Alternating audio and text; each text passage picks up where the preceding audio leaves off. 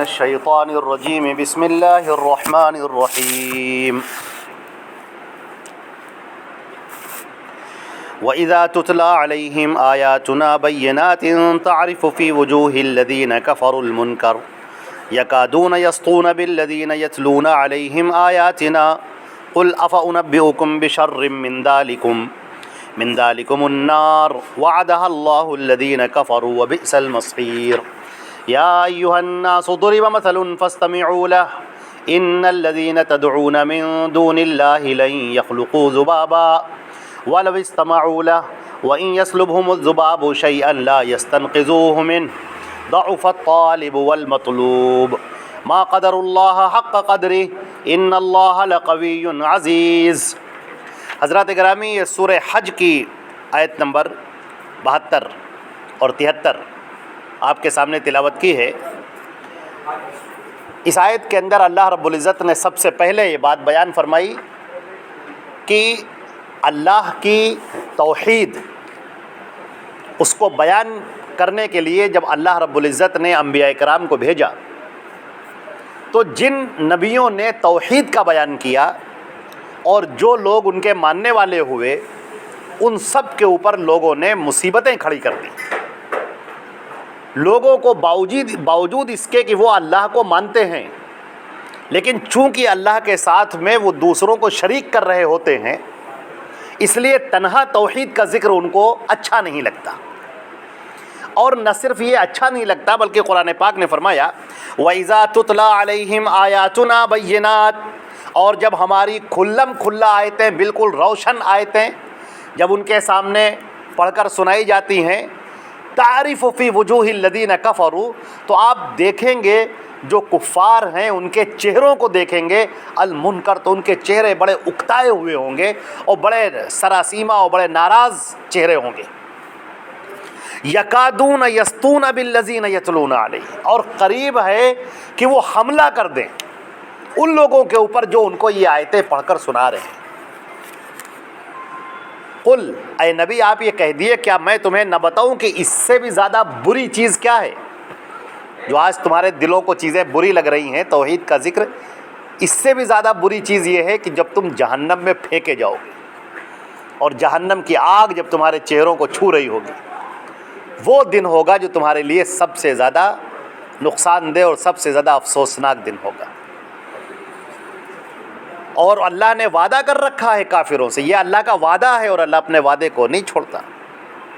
یہ وعدہ ہے اللہ کا کہ ایسے لوگوں کو اللہ جہنم میں ڈالے گا، وہ بیس المصیر، اور بہت برا ان کا ٹھکانہ ہوگا۔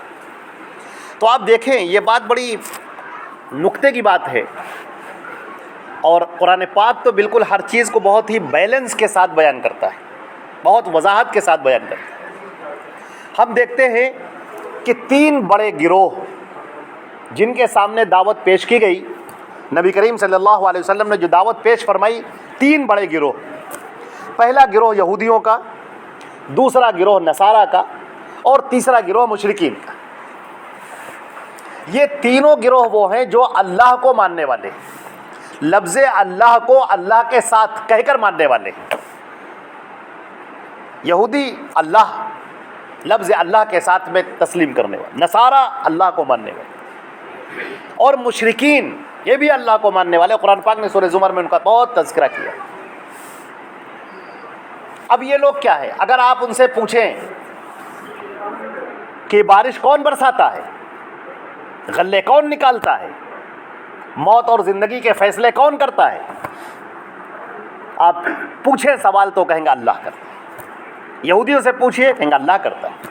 کہ نہیں بھائی ذرا سوچ کے بتانا، کہیں ایسا تو نہیں کہ بیٹا بیٹی دینا موسیٰ علیہ السلام کا کام ہو، زمین سے غلے موسیٰ علیہ السلام نکالتے ہوں، آسمان سے پانی موسیٰ علیہ السلام برساتے ہوں، یا ایسا تو نہیں کہ اس پوری کائنات کو موسیٰ علیہ السلام نے خلق کیا ہو؟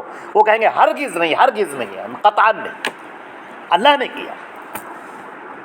تمہیں کس نے پیدا کیا؟ تمہارے باپ داداؤں کو کس نے پیدا کیا؟ اس پوری نوع انسانی کو، نوع بشر کو کس نے پیدا کیا؟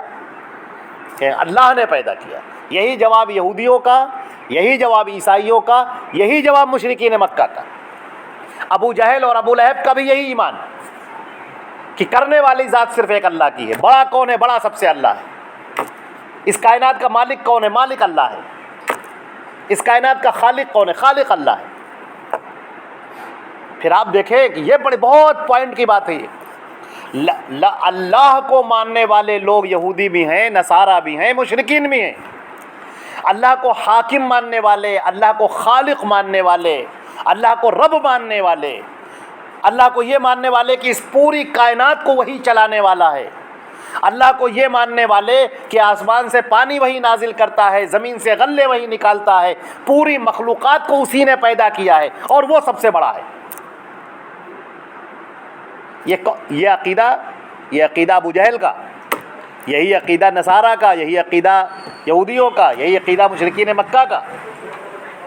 تو اب آپ جب دیکھیں کہ اللہ کی لوگ عبادت تو کر ہی رہے ہیں، پھر آخر اللہ کو ایک نبی بھیجنے کی ضرورت کیا پیش آئی؟ اللہ کے لیے لوگ عبادت کر رہے ہیں، اللہ کے لیے لوگ نماز پڑھ رہے ہیں، اللہ کے لیے لوگ حج کر رہے ہیں، یہ سب کا تذکرہ موجود ہے قرآن پاک. بعض کا حدیث میں اللہ کے لیے نماز پڑھ رہے ہیں، قرآن پاک میں ذکر وما کان صلاتهم عند البیت الا مقام و تصدیہ. خانہ کعبہ کے پاس یہ لوگ جو اللہ کے لیے نماز پڑھتے ہیں، شور اور غوغا مچاتے ہیں. حج کرنے کا ان کا تلبیہ لبیک اللہم لبیک لا شریک لک لبیک. اللہ کے نبی صلی اللہ علیہ وسلم جب یہ لوگ تلبیہ پڑھتے تھے، روایت بخاری شریف کی، نبی کریم صلی اللہ علیہ وسلم فرماتے تھے رک رک رک قف قف، ٹھہر جاؤ یہیں پر. لبیک اللہم لبیک لا شریک لک لبیک. اللہ کے نبی فرماتے تھے ٹھہر جاؤ بس اس کے آگے نہ بولو. وہ کہتے تھے الا شریک لک تملکہ، سوائے اس شریک کے جس کو آپ نے اپنا شریک بنا رکھا ہے. اب آپ دیکھیے ابو جہل لوگ لات ہیں، عزا ہیں، ہبل ہیں، منات ہیں، بت بنے ہوئے ہیں، لات عزا ہبل. اب یہ کیا کر رہے ہیں؟ یہ نہیں کہتے کہ یہ اللہ ہیں، یہ نہیں کہہ رہے ہیں کہ یہی سب کچھ دینے والے، نہیں. ان کا کہنا یہ ہے، قرآن پاک نے اس کا ذکر کیا ہے کہ اگر تم ان سے سوال کرو ما نعبدہم الا لیقربونا الی اللہ زلفی، ہم ان کی یہ عبادت اس لیے کرتے ہیں تاکہ یہ ہم کو اللہ سے قریب کر دے. واسطہ، درمیان میں ایک واسطہ آ جائے، یہ ہم کو اللہ سے قریب کر دے. ہم یہاں سجدے کر رہے ہیں، کیوں کر رہے ہیں؟ تاکہ یہ خوش ہو جائے. پھر ہم ان سے کیا کہیں گے؟ میری یہ دعا ہے، اللہ سے آپ کہہ دیجئے کل قیامت میں یہ لوگ ہم کو جنت میں لے کر چلے جائیں. ہم جو باتیں کہتے ہیں، جو دعائیں مانگتے ہیں، وہ اللہ کے پاس براہ راست کیسے پہنچے گی؟ ہم تو بڑے گنہگار ہیں. ہم جیسے ہی دعا کریں گے اللہ تعالیٰ ہماری دعا کو ہمارے منہ پہ مار دے گا کہ تم چلے ہو صبح سے شام تک گناہ کرنے والے. یہ لوگ بڑے نیک ہیں، بڑے ولی ہیں، بڑے پرہیزگار ہیں. یہ جب اللہ سے کوئی دعا کریں گے تو اللہ ان کی دعا نہیں ٹالے گا. ما نعبدہم، ہم ان کی عبادت اس لیے کرتے ہیں الا لیقربونا الی اللہ زلفی، یا اللہ کے پاس ہمارے سفارشی بن جائیں، ہمیں اللہ سے قریب کر دیں، ہمیں جنت میں لے جانے والے بن جائیں.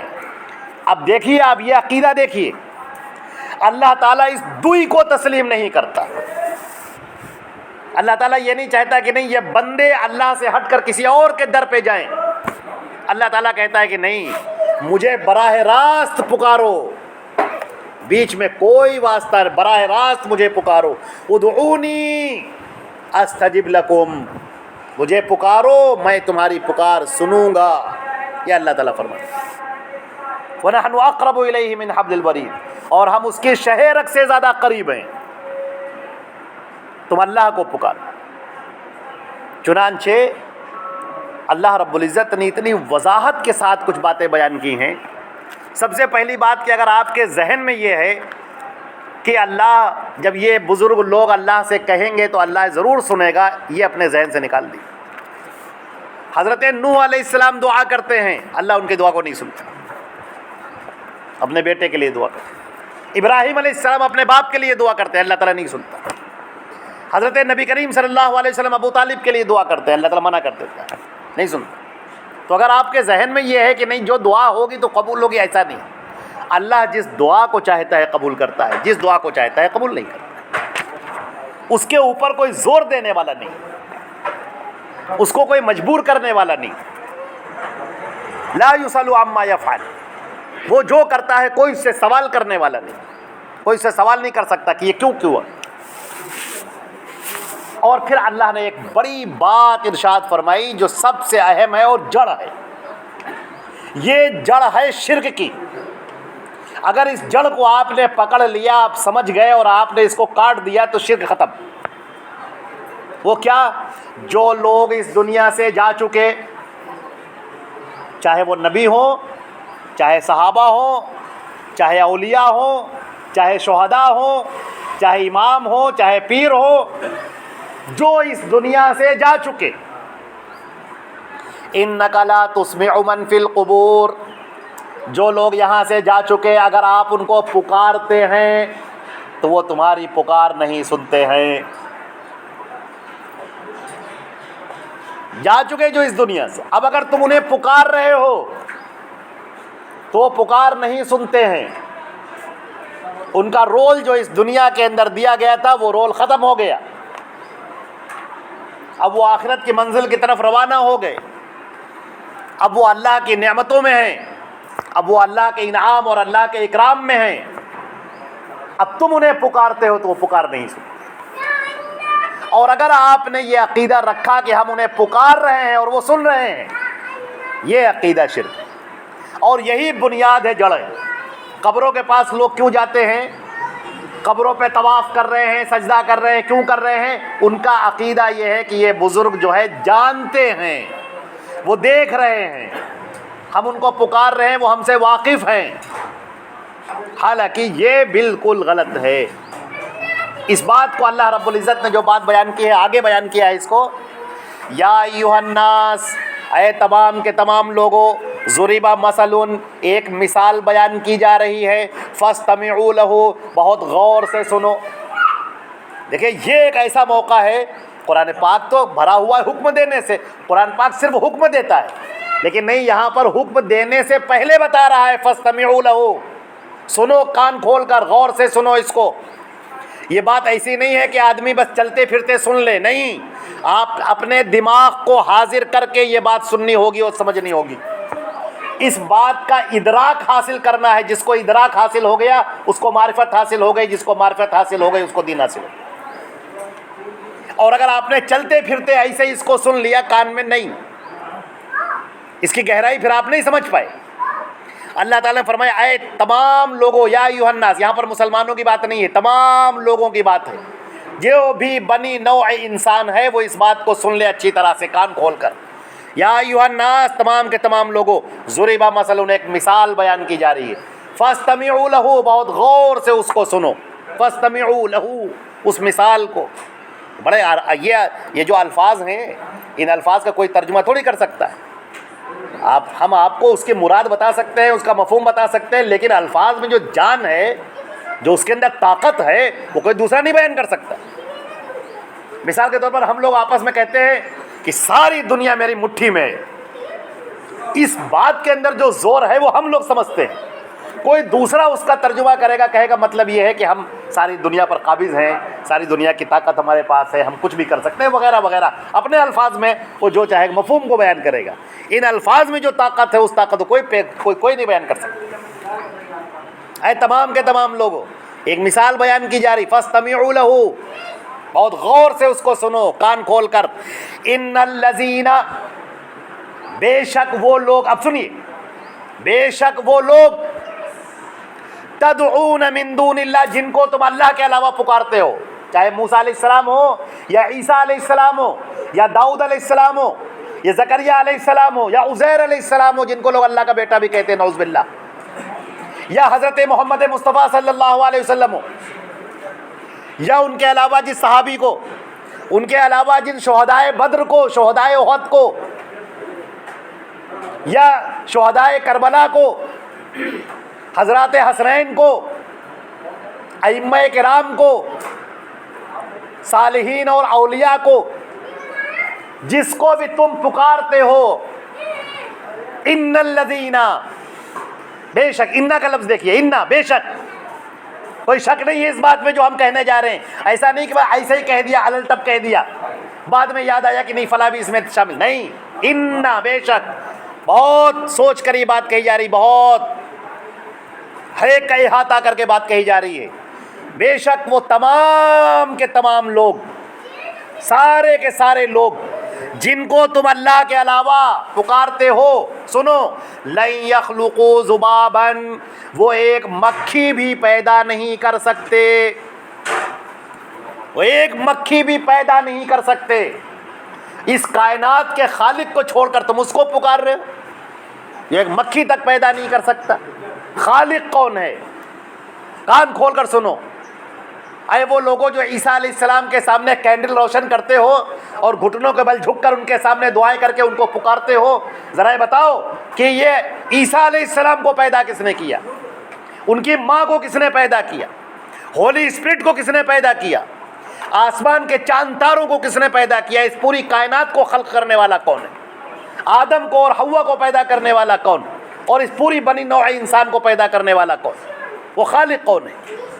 تم اللہ کے علاوہ جس کو پکارتے ہو وہ ایک مکھی بھی پیدا نہیں کر سکتے۔ اور آگے سنو، وَلَوِ اجْتَمَعُوا لَهُ، اگر سب کے سب یہ اکٹھا ہو جائیں، سارے پیر، سارے فقیر، سارے اولیاء، سب کے سب اکٹھا ہو جائیں اور اکٹھا ہو کر پیدا کرنا چاہیں تب بھی نہیں کر سکتے۔ اور تو اور چھوڑو، جن کی تم مورتیاں بنائے ہوئے ہو یا جن کو قبر میں تم چادر چڑھائے ہوئے ہو، ان کا معاملہ یہ ہے وَإِن يَسْلُبْهُمُ الذُّبَابُ، اگر کوئی مکھی ان سے کچھ چھین لے جائے۔ نکتہ دیکھیے قرآن پاک کا، سلبا کہتے ہیں چھین لینے کو، اور کون چھینتا ہے؟ جو چھینتا ہے وہ طاقتور ہوتا ہے۔ ہمارے ہاتھ میں کوئی روپیہ ہو، کوئی دوسرا آدمی آئے اور چھین لے جائے تو ہم کمزور ہو گئے، ہم اپنا دفاع کر نہیں پائے، ہماری پکڑ مضبوط رہی نہیں، وہ چھین لے گیا۔ تو اللہ نے اشارہ دے دیا ہے کہ ایک مکھی کو دیکھو، ہماری کمزور سی مخلوق، اگر وہ کمزور سی مکھی ان سے کچھ چھین لے جائے، لا یستنقذوہ منہ، تو وہ اس سے دوبارہ واپس نہیں لے سکتے۔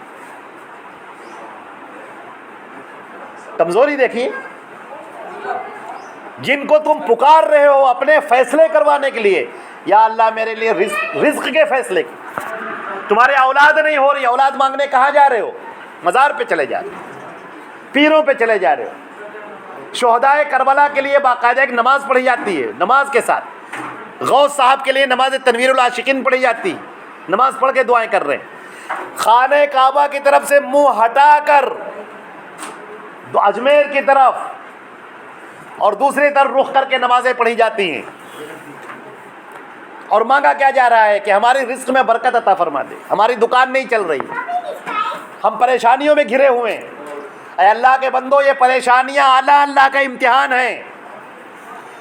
تمہیں اگر دولت ملی ہے اس دولت میں امتحان ہے، اور اگر پریشانی آئی ہوئی ہے، مصیبت نے تم کو گھیر رکھا ہے، اس مصیبت میں امتحان ہے کہ اب تم کرتے کیا ہو اس پریشانی میں، کس کی طرف رخ کرتے ہو، کہاں جاتے ہو، کس کو پکارتے ہو۔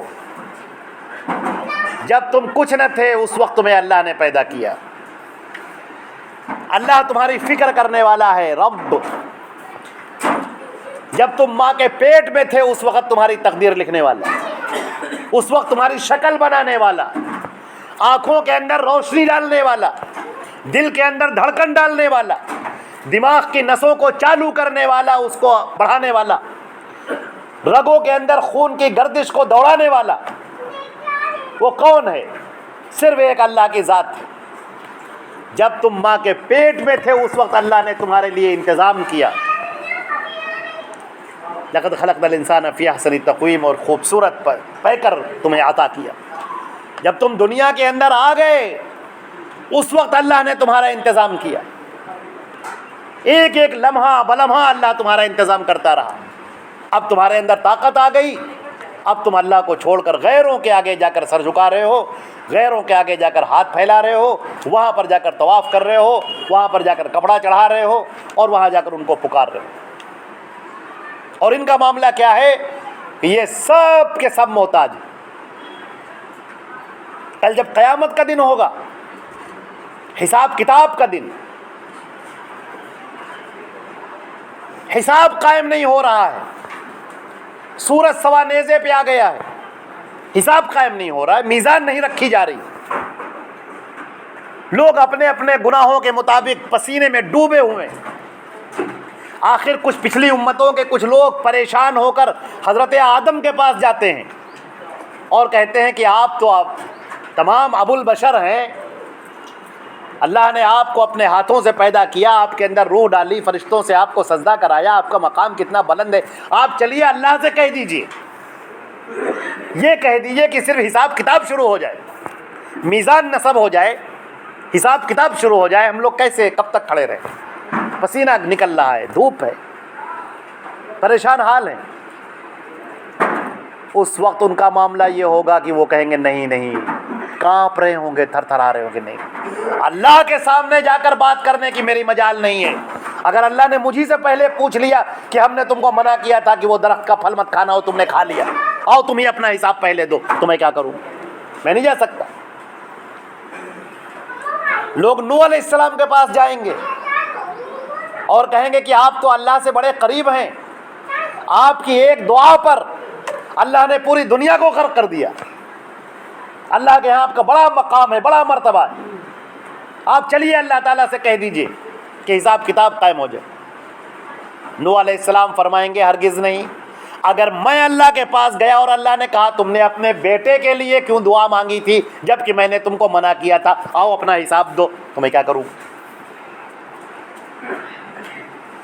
لوگ حضرت موسیٰ علیہ السلام کے پاس آئیں گے، موسیٰ علیہ السلام سے کہیں گے آپ تو کلیم اللہ ہیں، اللہ نے آپ سے گفتگو فرمائی ہے، براہ راست آپ سے باتیں کی ہیں، آپ کا مقام اور مرتبہ بہت بلند ہے، آپ چلیے اللہ تعالیٰ سے کہہ دیجئے۔ موسیٰ علیہ السلام کہیں گے میں نے ایک قبطی کو مار دیا تھا، ایک گھونسا مارا تھا، مر گیا تھا، اگر اللہ نے اس کا حساب لے لیا مجھ سے تو کیا ہوگا؟ میں نہیں جا سکتا، تم ایسا کرو عیسیٰ کے پاس چلے جاؤ۔ عیسیٰ علیہ السلام کے پاس جائیں گے لوگ اور کہیں گے آپ تو روح اللہ ہیں، آپ چلیے، وہ کہیں گے کہ ایسا ہے تم سیدھے چلے جاؤ اس امت کے آخری نبی حضرت محمد مصطفیٰ صلی اللہ علیہ وسلم، اور پھر لوگ حضرت نبی کریم صلی اللہ اور عیسیٰ علیہ السلام اپنا کوئی عذر نہیں پیش کریں، سیدھے نبی کریم صلی اللہ علیہ وسلم کے پاس میں آئیں گے اور اللہ کے رسول صلی اللہ علیہ وسلم فرمائیں گے کہ ہاں مجھ سے اللہ نے وعدہ کیا تھا، جس روز کوئی ہمت نہیں کر پائے گا اللہ سے بات کرنے کی، اللہ نے مجھے یہ اعزاز بخشا تھا کہ اس وقت تم بات کرو گے اور ہم تمہاری بات سنیں گے، یہ مقام محمود ہے۔ اللہ کے نبی صلی اللہ علیہ وسلم جائیں گے اور سجدے میں گر جائیں گے، اللہ اکبر، سجدے میں پڑے رہیں گے ایک طویل مدت تک، اللہ اکبر، ذرا دیکھ تو لے آپ، تمام نبیوں کے سردار، سارے انسانوں کے سردار، سید ولد آدم، انا سید ولد آدم ولا فخر، سجدے میں پڑے ہیں۔ آج واضح ہو گیا کہ اس دنیا کے اندر کوئی بھی شخص ایسا نہیں ہے جو اللہ رب العزت کا محتاج نہ ہو، سب محتاج، اللہ کے نبی محتاج، سارے پیغمبر محتاج، سب اللہ سے ڈرنے والے، سارے نبی اللہ سے ڈرنے والے، تھر تھراتے ہیں لوگ اللہ کے سامنے جانے سے، بات کرنے سے کانپتے ہیں۔ تم یہ سوچتے ہو کہ یہ سب کچھ دینے والے ہیں، سب کچھ عطا کرنے والے ہیں، اللہ نے موسیٰ کو اختیار دے رکھا ہے پوری دنیا میں، عیسیٰ علیہ السلام کو اللہ نے اختیار دے رکھا ہے، تم یہ سوچتے ہو کہ ان مزاروں کے اندر، قبروں کے اندر لیٹے ہوئے لوگوں کو اللہ نے اختیار دے رکھا ہے، نبی کو اختیار نہیں دیا ہے، انبیاء کو اختیار نہیں دیا ہے، اولو العزم من الرسل کو اختیار نہیں دیا ہے، کہاں باتیں کرتے ہو؟ کس کی باتیں کرتے ہو تم؟ کون سے شہید کی، کون سے امام کی؟ سب محتاج ہیں اس در کے، سب بھکاری ہیں اس در کے، اللہ دیتا ہے تو یہ پاتے ہیں۔ نبی کریم صلی اللہ علیہ وسلم ایک طویل مدت تک سجدے میں پڑے رہیں گے، پھر اللہ حدیث شریف میں آتا ہے کہ اللہ تعالیٰ کچھ ایسے الفاظ مجھے عطا فرمائے گا جس کے ذریعے سے میں اللہ کو پکاروں گا، وہ الفاظ اسی دن مجھے عطا کیے جائیں گے، القاء کیے جائیں گے۔ بڑا پیارا نکتہ ہے، جو دیتا ہے وہی مانگنے کا ہنر بھی بتاتا ہے۔ اللہ آپ سے بتاتا ہے کہ آؤ مجھے ایسے پکارو میں تمہیں دوں گا۔ ہمارے نبی نے بتایا اگر اللہ سے تمہیں کچھ مانگنا ہو تو پہلے اللہ کے حمد و ثنا بیان کرو، میرے اوپر درود پڑھو اور اللہ سے اپنی چیزیں مانگو۔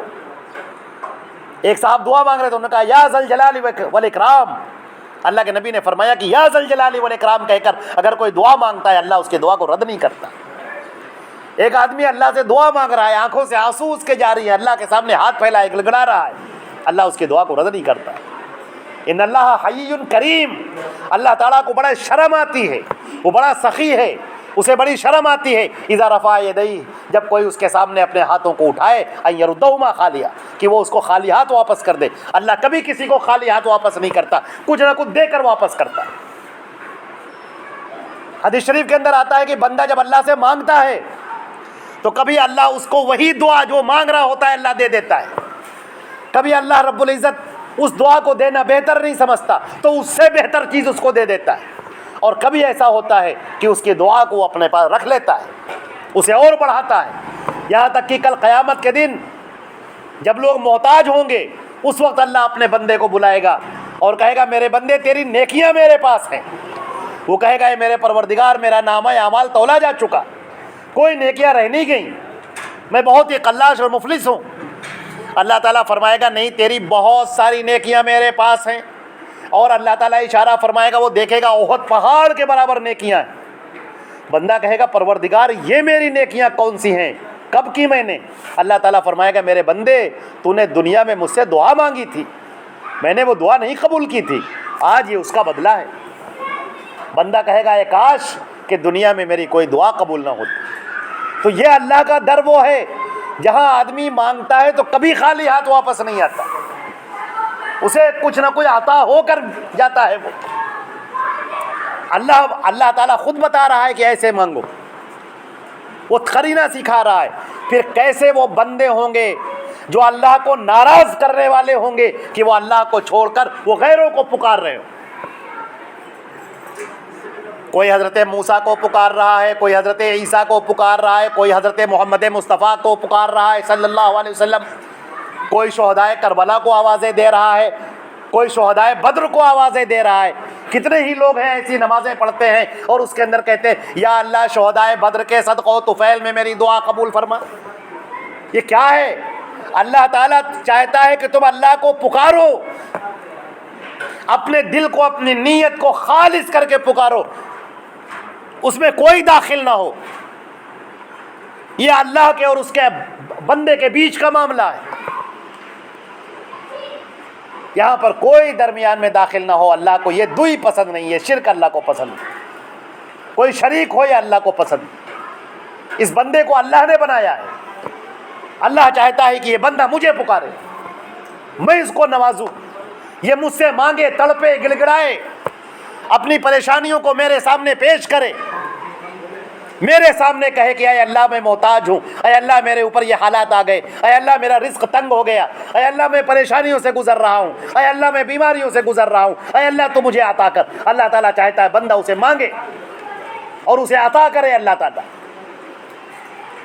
اللہ رب العزت کو یہ بات بہت پسند ہے کہ بندے اس سے مانگے اور اللہ پھر اسے نوازے. لوگ محتاج ہو کر اس کے سامنے آئیں اور اللہ انہیں غنی کر کے یہاں سے روانہ کرتے.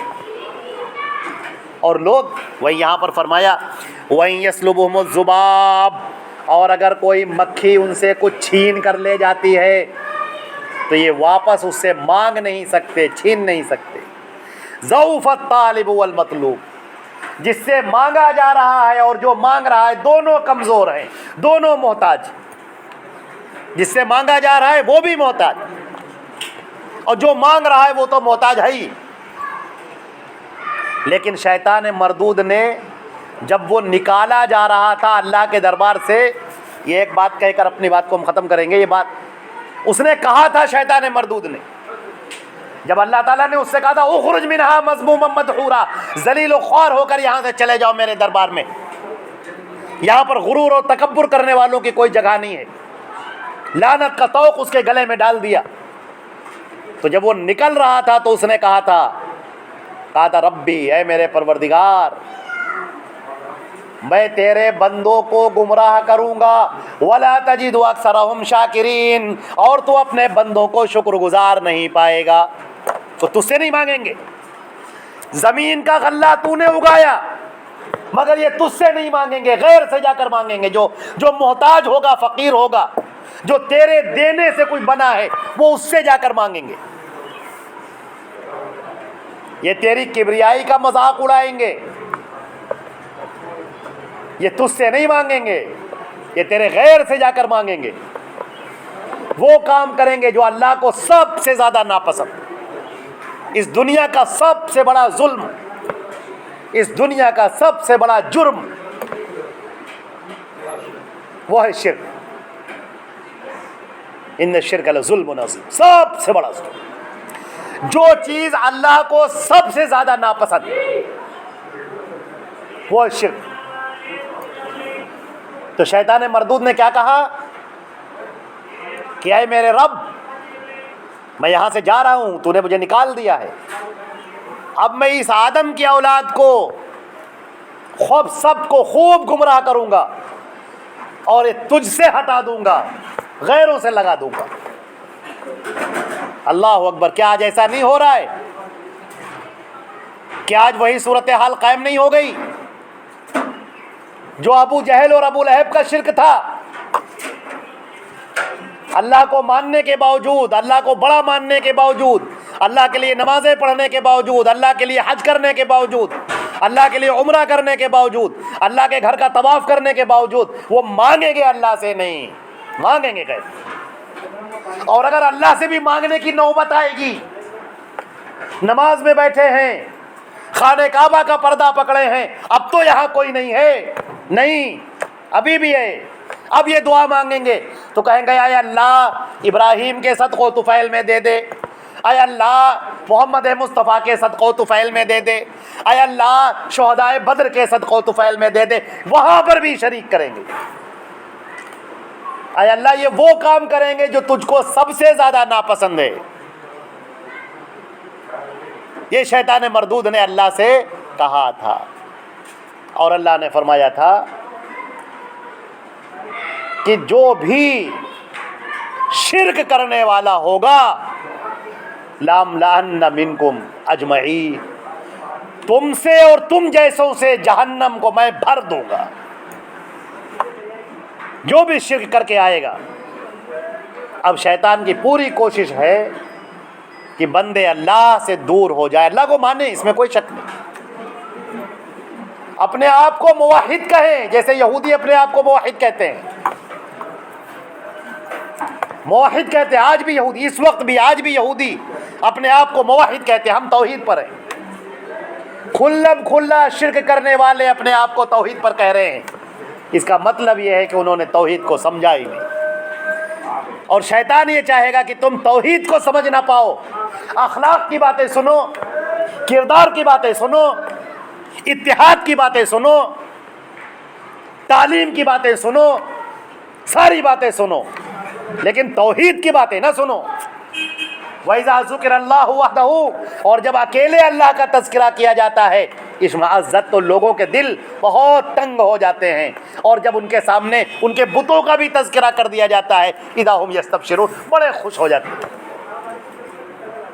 عزیزان محترم, مرتے دم تک روزانہ اس توحید کو پڑھیے, توحید کو سمجھیے, شرک کو سمجھیے, شرک کی قسموں کو سمجھیے, اہل مکہ کے شرک کو سمجھیے, ابو جہل ابو لہب کے شرک کو سمجھیے. اور اللہ کے نبی صلی اللہ علیہ وسلم نے جو تقریریں فرمائی ہیں, جو سمجھایا ہے, جو دعائیں کی ہیں, اور جو شرک سے پناہ مانگی ہے, وہ ہم سب پناہ مانگتے رہیں. الادب المفرد کی روایت حضرت ابو ہریرہ رضی اللہ تعالیٰ عنہ کی, میں روایت پڑھ کر اپنی بات کو ختم کرتا ہوں. نبی کریم صلی اللہ علیہ وسلم نے فرمایا شرک کالی چونٹی کی طرح سے وہ لوگوں کی زندگیوں میں داخل ہو جاتا ہے. لہٰذا اللہ سے یوں کہا کرو اللہم انی اعوذ بک من ان اشرک بک وانا اعلم واستغفرک لما لا اعلم. اے اللہ میں اس شرک سے تیری پناہ چاہتا ہوں جو میں جانتا ہوں, اور اس شرک سے تیری پناہ چاہتا ہوں جو میں نہیں جانتا.